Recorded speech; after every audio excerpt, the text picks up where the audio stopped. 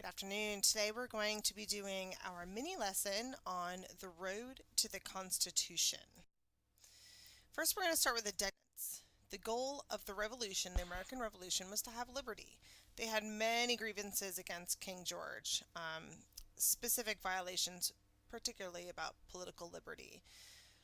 Freedom from taxation without representation as well. So they wanted the pursuit of happiness, the pursuit of property, which they did not have. It was written by Thomas Jefferson with ideas borrowed from John Locke. Some of the new ideas about within the Declaration of Independence was the social contract, the government needs consent, and Locke, the liberty is a natural right. Failures of the Articles of Confederation, however, by 1787, most realized that the Articles of Confederation would not work to build a stronger central government. It was too loose. Some of the other weaknesses, what did it for us? Revolution and federalism. Shays' Rebellion, they could not raise an army. They could not stifle the rebellion. They were dependent on states for revenue, the federal government was. There was no control over interstate trade. There was no national currency, no national supremacy in treaty making, no Supreme Court or executive branch, and there was unanimous agreement in order to amend the Articles of Confederation. It was very difficult to pass laws. 9 out of 13 states had to agree. So we then return to Philadelphia in 1787. 55 delegates from 12 states met to determine the future of the U.S. government. The original purpose was to revise the Articles, and Shays' Rebellion encouraged participation. George Washington is selected to preside over the convention. No one in the new United States was more respected than Washington. Benjamin Franklin was the oldest member of the convention at 81 years old. His wisdom and advice was invaluable to the members. James Madison was the author of the Federalist Papers, the Jay and Hamilton. Federalist number 10, Guard Against Factions. Please make sure you copy in the textbook. Creating and ratifying the Constitution. We have the Virginia Plan. It created a three-branch government, legislative, executive, and judicial. It also created a bicameral, a two-house government. The legislative branch could veto state laws. It's all based on population, and it was opposed by the smaller states. It was supported by Virginia, Massachusetts, Pennsylvania, and New York, the larger states. Then we have the New Jersey Plan. It was purposed to amend the Articles, create a three-branch government, and it was created for one state, one vote, and it was opposed by the larger states. Then we have the Great Compromise between New Jersey and Virginia. In that way we have the Senate, which each state had 2 votes, and they are all equal. It helped the smaller states, and we also have the House of Representatives, which is based on population. It helps the larger states. It's also called the Connecticut Compromise. There's also a question of counting slaves. The southern states wanted to count their slave populations, which was nearly 550,000 at that point in time. They wanted to increase their power in the House of Representatives. Northern states, of course, opposed that idea. They argued that if the slave could not vote, they should not be counted towards the population in the House of Representatives. So then we came upon the 3/5 compromise. It settled the issue. Each slave would count as 3/5 of a person for representation and taxation purposes. Also created the Electoral College. Some delegates wanted Congress to choose the president. Others wanted the people to vote and decide. So they decided on the Electoral College. The Electoral College is a group of people who would be named by each state legislature to select the president and vice president. To ratify the U.S. Constitution on September 17, 1787, the delegates met for the last time. Each delegate decided that all 13 states would set up ratifying conventions. If 9 out of the 13 states agreed, the Constitution would become the supreme law of the land. We have the Federalists versus the Anti-Federalist argument. The Federalists were the supporters of the Constitution. They believed in federalism, or a form of government in which power is divided among the federal and state governments. They were opposed to the Bill of Rights because what they believed is that the Bill of Rights was not necessary, that through the social contract within the Constitution, that we could vote people out that were not passing laws according to the populace. The Anti-Federalists opposed the Constitution. They believed that it gave the federal government or national government too much power. They feared high tax and strong central government. Has this been realized? What do you think? After the Federalists promised to include a Bill of Rights, the Anti-Federalists lessened their opposition, so the ratification of the Constitution began. The structure of the Constitution. We have the preamble.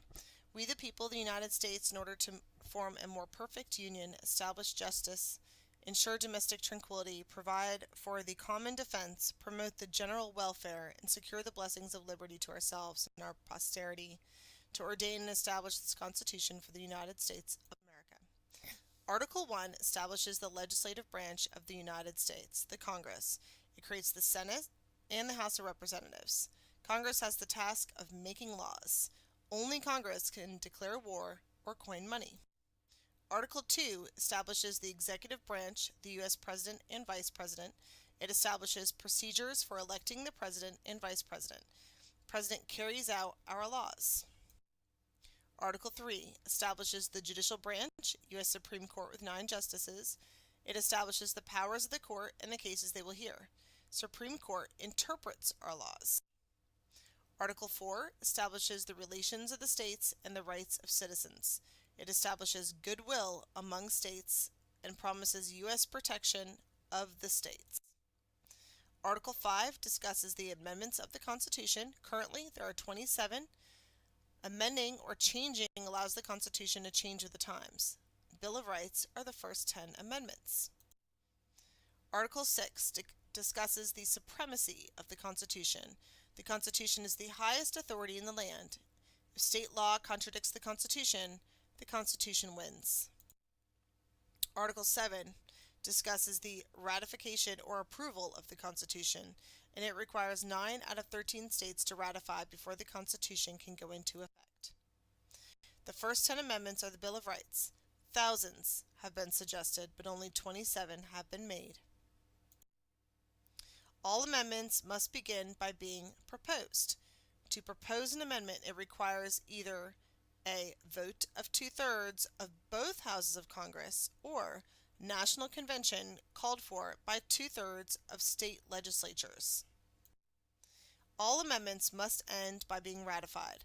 To ratify an amendment, it requires either a 3/4 of state legislator approval or 3/4 of state ratifying conventions. Only Amendment 21 was ratified by 2. Interpreting the Constitution, we have the necessary and proper clause that states that Congress has the power to make all laws which shall be necessary and proper. Article 1, Section 8. Known as the Elastic Clause, this gives Congress flexibility to make what laws it seems are necessary and proper. This is an implied power and not specifically mentioned. Writ of habeas corpus, present and arrested person before a judge.